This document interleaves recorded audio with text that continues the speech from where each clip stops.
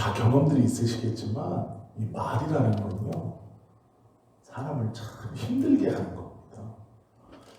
누군가는 계속 좋은 말, 희망적인 말을 하는 사람이 있고, 누군가는요 똑같은 일에 대해서 분석하고 정확하게 말한다고 하지만 계속 부정적인 말을 하는 사람이 있어요. 그런데요, 어느 순간 이 부정적인 말하는 사람들의 말을 계속 듣게 되면 자신의 생각도 부정적으로 변해 있고, 자기도 그 말 때문에 기분이 나쁘고 동조하지 않는다고 생각하지만 생각이 그쪽으로 이렇게 편향되어져 버립니다. 그리고 그와 유사한 다른 일을 부딪히면 부정적이 돼버려요. 자신의 입에서도 자기도 모르게 에이 안 되지 이렇게 얘기하게 돼요. 말이라는 건요 참 여러모로 힘들게 하는 것 중 하나죠. 그리고 우리는 좋은 말보다 부정적인 말들을 참 많이 들어요. 왜 그러냐면 우리의 부모님들은 어렵고 힘든 세대를 사셨고, 또 그 부모님들의 입장에서 무엇인가 새로운 것을 시도하고 시작하면서 이미 가지고 있는 것을 잃어버리는 위험성에 처하는 것보다는 조금 더디고 변화하진 않지만 지금 어렵게 가지고 있는 이것을 계속 가지고 있으려고 하세요. 그래서 지금 누리거나 가지고 있는 것을 아무렇지 않게 내어던지고 새로운 일을 해보려고 하는 젊은 사람들에게 하시는 말씀은 조심해라 라는 거예요. 지금 가지고 있는 것을 하찮게 여기지 말아라. 그러나 젊은 사람들은 달라요. 왜 그러냐면 그만큼 어렵게 얻은 것이 아니에요. 누리고 있는 것들이. 그래서 조금 쉽게 여기죠. 지혜로운 말씀이에요. 그러나 그것이 어떨 때는 우리 자녀들의 앞길을 막기도 합니다. 이 경계선에 있는 것이 말이에요. 말. 오늘 이 시편 120편을 고백하고 있는 이 사람은요, 하나님께 예배하기 위해 성전에 올라가면서 기도하면서 올라가는 겁니다. 그런데 이 사람이 지금 상처와 아픔을 받고 있는 이유는 말 때문이에요. 말. 누군가가 나에 대해서 하는 말. 그 말 때문에 마음의 상처와 아픔을 가지고 성전에 올라가면서 예배하러 나아가면서 그 중간에 기도하는 겁니다. 뭐라고 기도하냐면 이렇게 기도해요. 1절 2절 보세요. 내가 환난 중에 여호와께 부르짖었더니 환난이 닥쳐왔어요. 내게 응답하셨도다. 이 환난 중에 내가 여호와께 부르짖었더니라는 말은 과거형입니다. 과거. 즉 이 말은 이거예요. 지금 예배하며 성전에 올라가는 중에 하나님께 기도하면서 처음 딱 빼는 말이 이겁니다. 하나님, 내가 과거에 환난과 아픔과 두려움이 있을 때 당신께 기도하지 않았습니까? 그때 하나님이 내게 응답하셨다는 것을 내가 기억합니다. 즉 과거에 하나님이 나에게 응답하셨던 그 환난에서 구해주셨던, 내가 고통받고 아픔 가운데 있을 때 기도한 그 과거에 하나님이 그 기도를 듣고 나에게 응답하셨다는 것, 즉 과거에 응답해 주셨던 하나님을 기억하고 그 하나님께 지금 기도하고 있는 겁니다. 과거에 나에게 응답하셨던 하나님, 당신은 동일하신 분이잖아요. 지금도 응답해 주셔야 합니다 라는 고백이에요. 이렇게 기도문을 시작하고 있어요. 과거에 도우셨던 하나님에게 그때 응답하셨으니 지금도 응답하셔야 됩니다 라고 하면서 뭐라고 자신의 어려움을 토로하느냐. 여호와여, 거짓된 입술과 괴사한 혀에서 내 생명을 건지소서. 지금 이 사람이요, 다른 어떤 사람이 말로 이 사람을 궁지로 몰아넣은 겁니다. 말이라는 것을 통해서 어렵게 하고 있어요. 이건 거짓 증거일 수도 있고, 말을 부풀린 걸 수도 있고, 없는 것을 있다고 말했을 수도 있고, 있는 것을 없다고 말했을 수도 있어요. 어떠한 상황인지는 모르지만 그는 거짓된 입술과 괴사한 혀에서 나를 건져주십시오라고 말하고 있어요. 즉 사람들의 모함, 수군거림, 그 말로 인해 상처를 받고 있는 거예요. 아픔 가운데 있는 겁니다. 그 말이, 그 모략이, 그 중상이, 그 험담이, 그 수군거림이 도를 넘어선 거예요. 완전히 나를 매장시키고 있는 겁니다. 공동체 내에서. 그것을 기도하고 있죠. 가만히 보시면요, 시편의 많은 시인들은 하나님께 기도하면서 이 120편 저자처럼 기도하는 사람이 많습니다. 어떻게 기도하냐면, 과거의 나의 일에 응답하셨던 하나님, 그 하나님이시니 지금 내 이 문제에 응답해 주십시오. 즉 과거에 응답하셨던 하나님께서 지금도 응답하셔야 하나님입니다. 이렇게 말씀하는 거예요. 그러니까 과거의 하나님의 은혜를 기억하고 그 은혜를 내가 누려 맛보아 알아서 지금도 나에게 그 은혜를 주셔야 됩니다. 이런 형식으로 기도하는 시인들이 많이 있어요. 그리고 나서 우리가 성경에서요, 이 이야기를 가만히 보면 이런 게 있습니다. 사단이 예수님께서 40일 동안 광야에서 금식하시고 나왔을 때 사탄이 첫 마디가 딱 뭐라고 그러냐면, 내가 하나님의 아들이거든 이라고 말해요. 이건 거짓말이 아닙니다. 그런데요, 사단이 예수님에게 시험을 하면서 내가 하나님의 아들이거든 이라고 시작합니다. 이 말은 그 뒤에 말이 중요한 거예요. 사단이요, 네가 하나님의 아들이거든 이라고 말하는 건 그 뒤에 시험에 자연스럽게 반응하게 하도록 하는 말의 포석입니다. 즉 이거예요. 예수님 보고 너 광야에서 40일 동안 기도하고 나와서 배가 고프니 이 돌들로 명하여 떡덩이가 되게 해서 너의 배고픔을 면하라 이렇게 말할 수 있어요. 그렇죠. 그런데 사단은 뭐라고 이야기를 시작하냐면, 잘 들어보세요. 생각해 보세요. 네가 하나님의 아들이거든 이 돌들로 명하여 떡덩이가 되게 해서 너의 줄임배를 채워라 이렇게 말해요. 자, 그러면 두 가지를 얘기하는 거예요. 하나는 사실이죠. 앞에 있는 거. 네가 하나님의 아들이거든. 자, 뒤에 것을 실행하지 않으면 앞에 것이 부정되는 거예요. 이해가 되시죠? 지금 이 말의 장난을. 예수님은요, 돌을 떡덩이로 만들든 안 만들든 하나님의 아들이에요. 그런데 교묘하게 말장난하는 거예요.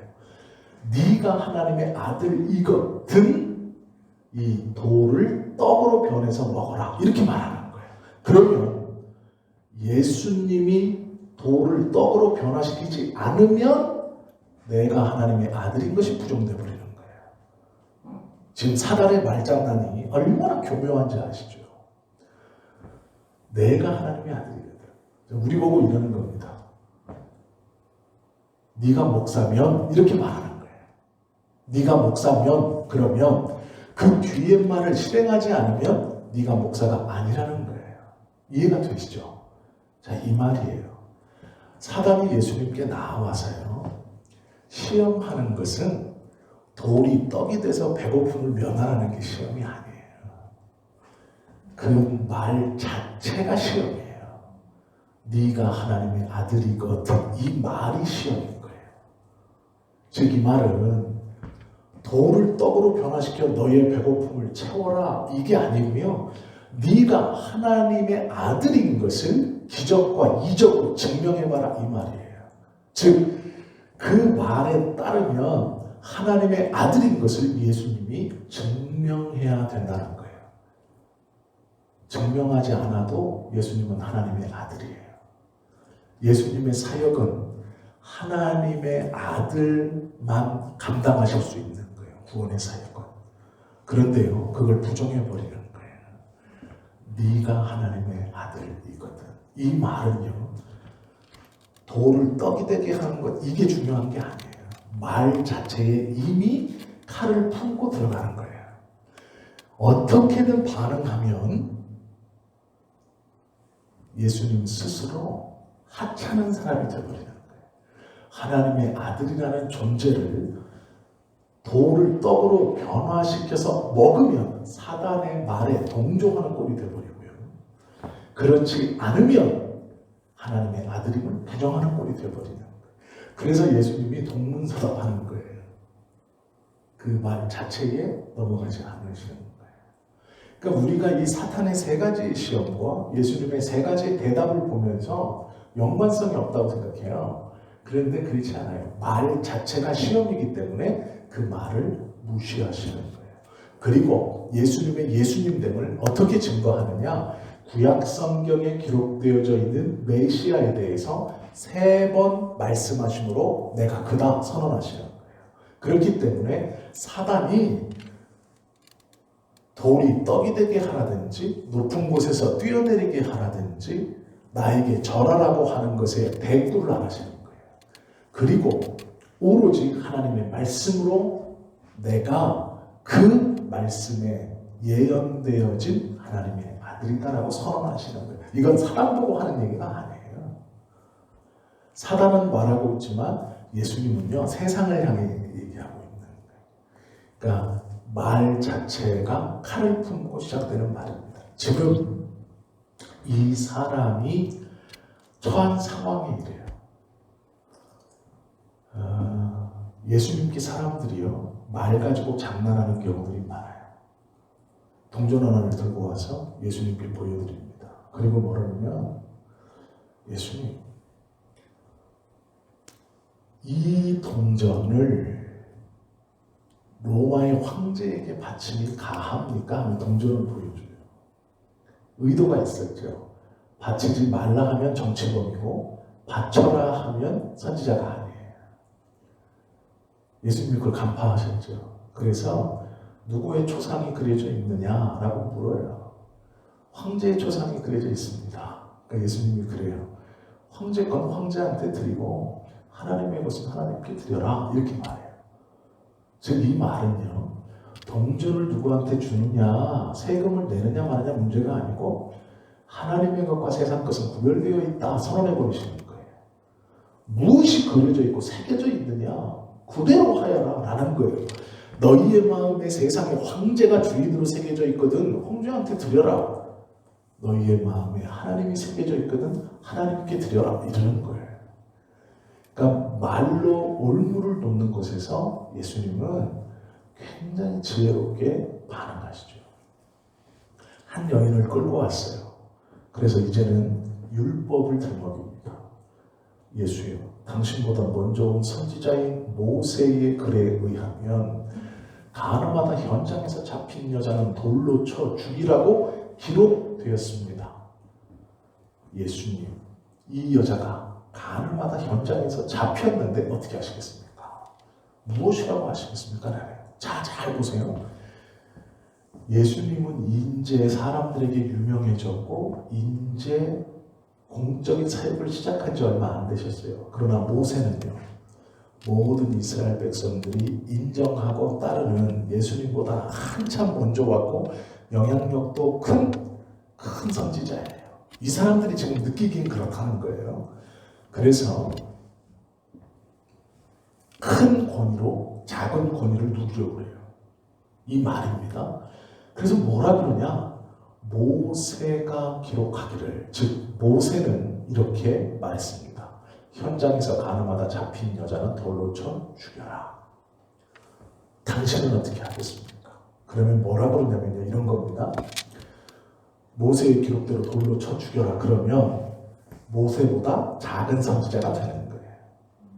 이해가 되시죠? 모세보다 작은 선지자가 되어버리는 거예요. 예수님이 자연으로 모세가 예수님보다 서열상 위로 있게 돼요. 그리고 이걸 부정해버리면 나는 모세와는 상관없다가 돼요. 그러니까 선지자의 줄기에서 떨어져 나가 버린다는 거예요. 이해가 되시죠? 이건 반응한다는 것 자체가 말꼬리가 잡히는 거예요. 그 예수님이 뭐라고 하세요? 전혀 다른 말이에요. 모세는 없어져요. 전혀 다른 말이에요. 죄 없는 자가 먼저 돌로 쳐라 이렇게 얘기해요. 그 대답으로 인해서 모세 밑에 들어가는 서열도 아니고 모세와 상관없다고도 안 해요. 모세는 돌로 쳐 죽이려 했잖아요. 돌로 쳐라. 모세를 인정하세요. 그런데 그 앞에 뭘 붙여요? 죄 없는 자가 라는 말을 붙여요. 서열상으로도 자, 예수님께서 말을 어떻게 받아들이시고 어떻게 대답하느냐를 잘 보세요. 거짓된 입술과 괴사한 혀, 그것에서 어떻게 나가는 것인가, 어떻게 하나님 앞에 설 수 있는가를 보여주시는 것이 예수님의 사건입니다. 지금 이 시편 120편의 시인은요, 그런 지혜가 없어요. 우리도 마찬가지 그런 지혜가 없어요. 그래서 이가 선택한 방법은 기도하는 거예요. 그래서 이 120편은 기도하고 있어요. 예수님처럼 그렇게 아무런 시비거리 없이 빠져나갈 수 있는 능력이 없는 우리는 이 120편의 저자처럼 기도하는 수밖에 없어요. 이 120편의 저자는요, 솔직하게 기도합니다. 간결하게 기도해요. 뭐라고 기도하느냐? 과거에 은혜 주셨던 하나님, 지금 간사한 입술과 혀로 나를 힘들게 하는 저들의 저 말에서 나를 구해 주십시오. 이게 이가 할 수 있는 최선이었어요. 그런데요, 기도하면서 답을 찾아요. 자, 우리가 하나님께 바르게 기도하고 말씀을 붙들고 기도해야 하는 이유가 있습니다. 그것이 무엇이냐면 우리의 삶에 겪게 되는 많은 문제는요, 주님 앞에 기도하면서 스스로 답을 찾아요. 이 시인도 기도하며 답을 찾습니다. 하나님이 깨닫게 하신 게 아니고요, 자기 스스로 기도하다가 답을 찾아요. 왜? 과거의 은혜가 있잖아요. 과거에 내가 환난 중에 어려움에 있을 때 응답하셨던 하나님에 대해서 알고 있거든요. 그 하나님께 지금의 문제를 놓고 기도했는데, 기도하며 그가 성전에 올라가며 기도할 때 아직 다 올라가지도 않았는데 그 답을 찾아요. 그게 3절입니다. 4절 보세요. 너 괴사한 혀여, 무엇으로 내게 주며 무엇으로 내게 더할꼬? 장사의 날카로운 살과, 이게 뭐냐면 꼬챙이입니다. 그러니까 이제 이런 거예요. 이 꼬챙이로 혀를 뽑아가지고 푹 꽂아버리겠다, 이런 뜻이에요. 너 그 혀 놀려가지고 나를 어렵게 해? 장사의 날카로운 이 꼬챙이, 너 그 혀 그거 내가 잡아빼가지고 꼬챙이로 팍 꽂아버리니까, 이런 뜻이에요. 날카로운 살과 로데오 나무 숯불이로다, 이건 꽂아서 구워버리겠다, 이런 뜻이에요. 이해가 되셨죠? 이 말이 아주 시적인 표현이지만 네 혀를 뽑아가지고 꼬챙이로 꽂아서 내가 불에 구워버리겠다, 이런 말이에요. 이렇게 어떻게 말할 수 있느냐? 그가, 자, 이제 여기가 지금 그가 기도하는 시점이라면 과거로 가볼게요. 기도하기 전, 성전에 올라가기 전 뒤로 가볼게요. 그가 여기에 있을 때 말로 인해서 상처와 아픔과 어려움 가운데 있었습니다. 그것이 자기를 계속 눌렀어요. 그래서 이 문제로 인해서 두려움이 있었고 아픔이 있었고 헤어나올 수 없는 슬픔이 그 마음에 있었습니다. 압박을 받고 있었어요. 그가 이제 그 상처가 있는 상태, 그 문제가 있는 상태에서 지금의 시점, 예배하며 하나님의 성전으로 올라가면서 기도하는 거예요. 하나님, 이 문제 이전에 있었던, 예전에 있었던 그 어려움과 환난 가운데 제가 기도할 때 그때 응답하셨던 하나님, 그때 응답하셨으니 지금도 응답해 주셔야 됩니다. 그리고 기도하며 올라가는 거죠. 자신의 문제인 입술과 혀로 받고 있는 이 모함으로 받고 있는 아픔을 하나님께 기도하며 올라가는데 바로 깨달아요. 나를 이렇게 힘들게 하고 어렵게 하는 저 입술과 혀에게 내릴 벌은 꼬챙이로 꿰어서 불에 굽는 거구나. 이걸요, 올라가며 기도하며 깨닫는 거예요. 자기가 나를 괴롭히는 이것들이 어떻게 될지를 바로 깨닫는 겁니다. 잠언 12장 13절 14절에 보면 악인은 입술의 허물로 인하여 그물에 걸려도 의인은 환난에서 벗어나느니라. 사람은 입의 열매로 인하여 복록에 족하며 그 손에 행하는 대로 자기가 받느니라. 잠언 12장 17절 19절에 보면 진리를 말하는 자는 의를 나타내어도 거짓 증인은 괴휴를 말하느니라. 혹은 칼로 찌름같이 함부로 말하거니와 지혜로운 자의 혀는 양약 같으니라. 진실한 입술은 영원히 보존되거니와 거짓 혀는 눈 깜짝일 동안만 있을 뿐이니라. 기도하면서 이 잠언의 말씀처럼 거짓된 입술과 거짓된 혀가 어떻게 되는지를 바로 깨닫는 거예요. 그리고 그것을 하나님께 그대로 기도하는 거예요. 이렇게 될 것입니다 라고 기도하는 것이죠. 그리고 5절 7절은 이렇게 말해요. 매색에 유하며 계달의 장막죽에 거하는 것이 내게 화로다. 자, 이제요, 이 성전에 올라가면서 하나님, 이 입술 때문에 내가 힘듭니다. 이 말로 인해서, 이 상황과 이 사건으로 인해서 힘듭니다. 주님 앞에 기도하며 몇 걸음 걸을 때 그것들이 어떻게 될지를 깨닫게 되고 그 다음에 그것들의 원인이 무엇인지를 알게 돼요. 내가 지금 이 어려움을 당하는 원인이 무엇인지를 알게 돼요. 이것이 매색에 유하며 계달의 장막 중에 거하는 것이 내게 화로다. 즉 내가 지금 지내는 것은 하나님께서 약속해 주신 믿음의 땅이 아니라 벌어먹기 위해서 살아가고 있는 하나님의 언약 밖에 있는 땅에서 살고 있어요. 지금 이 사람이. 그러면서 그 땅에서 내가 하나님의 약속의 땅을 떠나 이곳에서 거하는 것 자체가 문제라는 거예요. 왜? 나는 하나님의 백성이잖아요. 그런데 약속의 땅이 아닌 다른 곳에 있다는 거예요. 그것이 문제구나. 알게 되죠. 내가 화평을 미워하는 자와 함께 오래 거하였도다. 나는 화평을 원할지라도 내가 말할 때에 저희는 싸우려 하는도다. 이렇게 말해요. 내가 지금 이 말은요, 지중해에서 이스라엘은 여기거든요. 지중해 동쪽입니다. 근데 여기서 말하는 매색과 게달은 흑해예요. 즉 지중해 북쪽, 요 북쪽에서도 서쪽으로 약간 치우쳐 있는 요 부분을 얘기해요. 하나님의 약속의 땅은 여기인데요. 지금 이 사람 여기 있는 거예요. 그런데 왜 여기 있었느냐? 이 지중해 위쪽은, 요 아래쪽은 이집트가 꽉 틀어막고 있어요. 그래서 무역을 이집트가 독점하고 있습니다. 그런데 요 위쪽은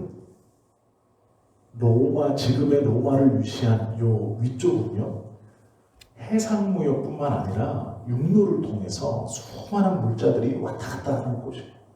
그렇기 때문에 로마가 이 위쪽 지역을 굉장히 중요하게 여길 만큼, 그리고 이 위쪽 지역에 고린도도 그랬고 다 여기 위에 있어요. 그러면서 이 지역들이 다 부촌입니다. 다 부유하게 살았어요. 그것이 예수님 시대만 부유하게 산 것이 아닌데요. 고대에서부터 지중해 위쪽 지역은 그리스, 아테네, 로마를 중심으로 다 부유하게 살았어요. 예전부터, 고대 시대 때부터. 그곳은 물이 풍부했고 산림도 풍부했고요. 동물들도 잘 자랐어요. 그래서 부유한 동네였습니다. 지역 자체가 좋은 지역이었어요. 이곳에서 지금 이 사람이 살고 있다는 거예요.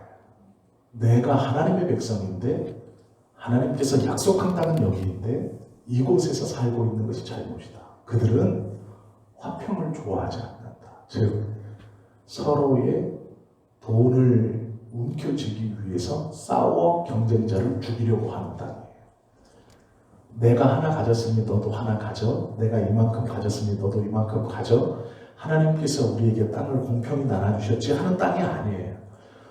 너 하나 있어? 가져와. 나는 2개가 되고 너는 1개가 돼야 돼 하는 땅이에요. 그 땅에서 사는 것이 잘못이다. 이렇게 말하는 거예요. 그들은 화평을 원하는 것이 아니라 싸우려 하는 거예요. 즉 이가 성전에 올라가면서 기도하면서 그 문제에 대한 결론과 그 문제의 원인을 다 파악하고 있어요. 지금 기도하는 중 그가 예배하며 성전에 올라가면서 기도하는 중에 그 문제를 다 파악하고 있어요. 그리고 다 이야기하고 있어요.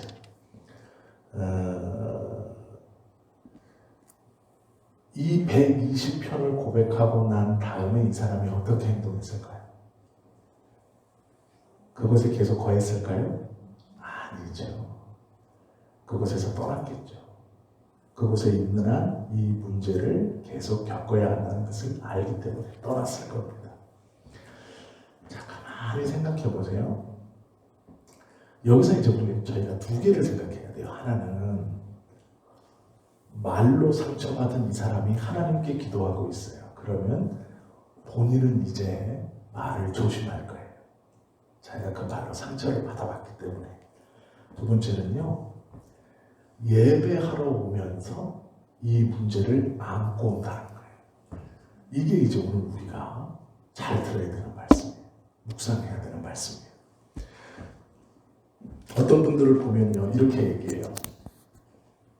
신앙생활을 하셔야죠. 그러면 내가 예전에 교회 다녀봤잖아요. 그럼 교회를 나오세요. 그럼 뭐라 그러시는 분들이 많으냐면 지금은요. 내 생기도 이렇고요. 사업도 이렇고요. 이래요. 이렇게 얘기해요. 이게 뭔가 좀 정리가 되고 편안해야 하나님 앞에 갈 것인데 지금 내 마음이 막 복잡한 거예요. 막 천둥 번개가 치는데 주님 앞에 가서 예배하는 게 진심입니까? 그게 되겠습니까? 이렇게 도일이 물어요. 쉬운 말로 그거죠. 지금 내가 고달퍼 죽겠는데 내가 예배드리게 생겼어요. 이런 말이에요. 가만히 보세요. 하나님 앞에 나오는 건요. 그 문제를 안고 나오는 거예요. 요동치는 그 복잡함을 가지고 주님 앞에 나오는 거예요. 정리된 다음에 나오는 게 아니에요. 하나님, 내가 교회 갈 건데요. 이것도 좀 정리되고 이것도 좋아지고 이것도 하면 내가 하나님 이것도 하고 이것도 하고 이것도 하겠습니다. 우리는 이제 이렇게 기도한단 말이에요. 먼저 해주시면 이렇게 하겠습니다. 그러니까 하나님 먼저 은혜 주시면 내가 하겠습니다. 잘 보세요. 성경의 시편에 많은 사람들은요. 이렇게 기도합니다. 내가 환난 중에 부르짖었을 때 주님이 응답 주셨습니다. 이렇게 기도해요. 내가 환난 중에 주님이 해결해 주셨을 때 기도하고 오겠습니다. 이게 아니에요. 자, 이게 법칙입니다. 시편의 믿음의 사람들은 하나같이 내가 환난 중에 주께 부르짖었고 하나님이 응답하셨다라는 거예요. 근데 우리는 내가 환난 중에 주님이 이것을 해결해 주시면 주님 앞에 기도하고 나아가겠습니다. 이렇게 말해요. 이 순서가 바뀐 겁니다. 될 수가 없죠. 그 사람은요 계속 그 문제를 해결받지 못해요. 그냥 익숙해지고 덮어지는 거예요. 그 문제에 있어서 계속 나에게 자극을 주기 때문에 이제 내가 익숙해진 것 뿐이지 해결된 게 아닙니다. 해결을 받으려면 그 문제를 안고 하나님 앞에 나와야 되는 거예요. 자, 내 딸이 귀신 들렸네요. 예수님이 오신대요. 근데 이 엄마가 집안에서 내가 예수님 앞에 나아가야지. 그런데 우리 딸이 고쳐지면 나아가겠습니다. 그 집안에서 백날하면 고쳐질까요? 안 고쳐져요. 근데 우리는 그렇게 기도한다는 거예요. 귀신 들린 딸이 있는데 데리고 나가서 이 여자는요, 데리고 나갔어요. 예수님, 불에도 넘어지고 물에도 넘어지고 고쳐주십시오. 예수님 고쳐줬어요. 자, 그런데 이게 순서입니다. 그런데 집안에다 놓고 둘이 앉아서 예수님이 온단다. 예수님은 하나님의 아들이니까 네가 귀신에 놓여지면 내가 멀쩡한 너를 데리고 예수님 앞에 가서 고맙다고 해야지. 이렇게 하고 있는 꼴이에요. 이게 되겠냐고요. 안 된다고 아시잖아요. 그런데 우리는 기도를 그렇게 해요. 하나님, 이 문제가 해결되면 그거 어쩌라고요? 안 된다니까요. 안 돼요. 근데 그렇게 계속 기도하시는 거예요. 문제를 안고 성전에 나아가며 문제를 안고 가는 거예요. 해결돼서 가는 게 아니고요. 지금 우리가 이 자리에 앉아 있는 이유가 평안하고 감사하고 즐겁고 행복해서 있는 게 아니잖아요.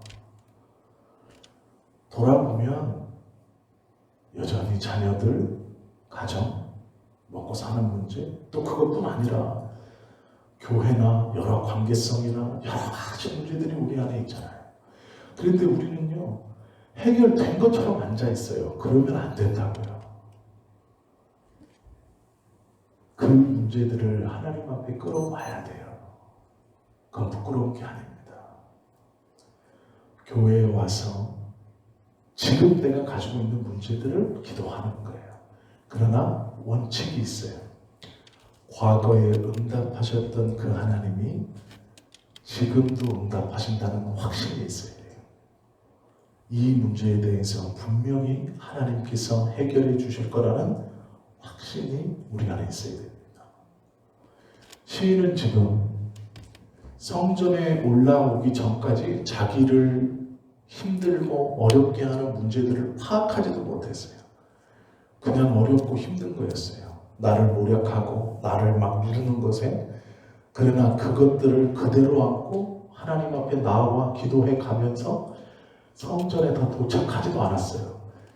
그 문제를 안고 주님께 나오며 그 기도를 시작함과 동시에 방법을 알게 되고 원인도 알게 돼요. 이게 하나님의 법칙이에요. 기도 응답을 어떻게 받습니까? 우리가 과거의 하나님의 말씀을 기억하는 방법은 하나밖에 없습니다. 말씀이에요.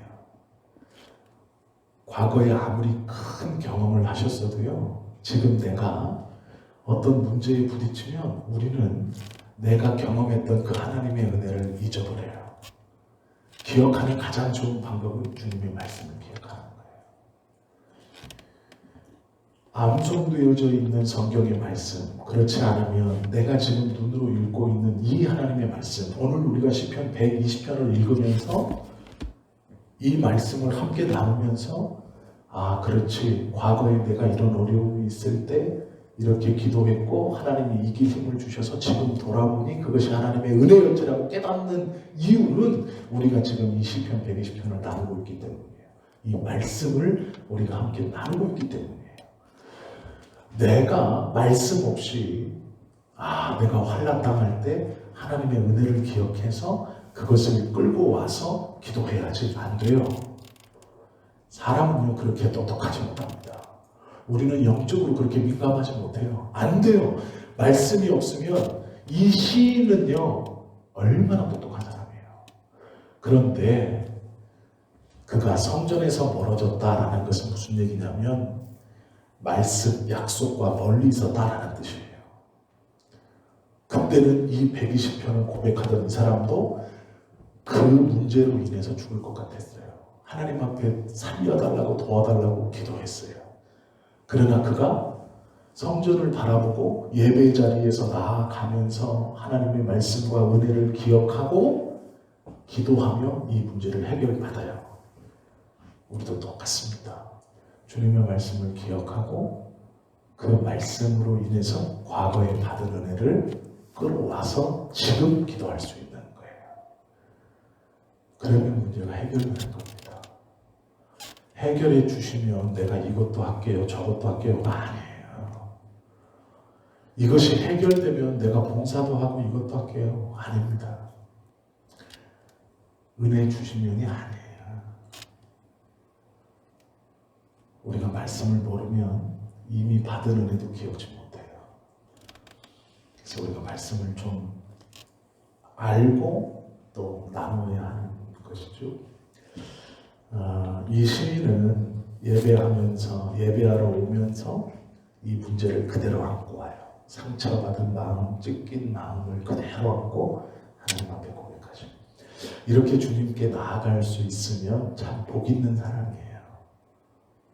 하나님께 그것을 그대로 기도할 수 있으면 참 복 있는 사람이죠.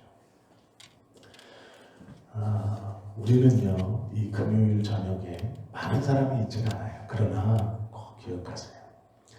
나 하나가 주님의 말씀을 기억하고 과거에 나에게 응답하셨던 그 하나님을 현재의 나의 하나님으로 끌고 와서 그 은혜 주셨던 하나님 지금도 은혜 주실 줄 믿습니다 라고 나의 문제를 솔직히 기도할 때 우리의 문제는 해결될 겁니다. 이 저녁에는 그 은혜를 받으시고 그 확신을 붙들고 기도하시는 저와 여러분 되시기를 예수님의 이름으로 축원합니다. 기도하시겠습니다.